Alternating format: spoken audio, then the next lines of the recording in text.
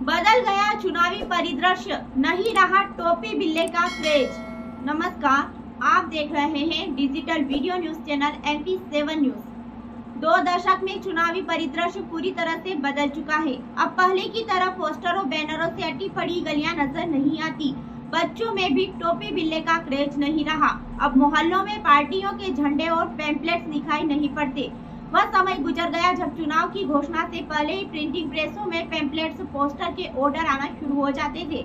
जब समर्थक कई सप्ताह पहले ढोलक वालों को बुक कर लेते थे।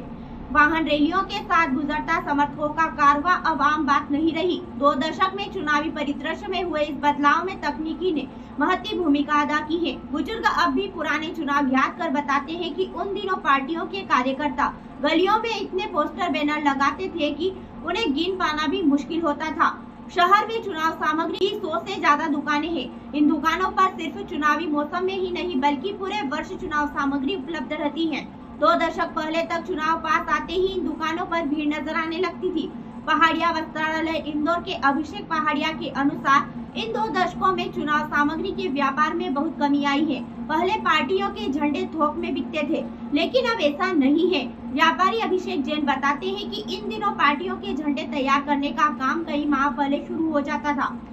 चुनाव सामग्री जैसे पोस्टर, बैनर, बिल्ले, टोपियां, स्कार्फ को लेकर भी लोगों में रुचि कम हुई है। खास बात यह है कि तकनीकी में हुए बदलाव और व्यस्त दिनचर्या के चलते बच्चों में भी चुनाव को लेकर रुचि कम हुई है।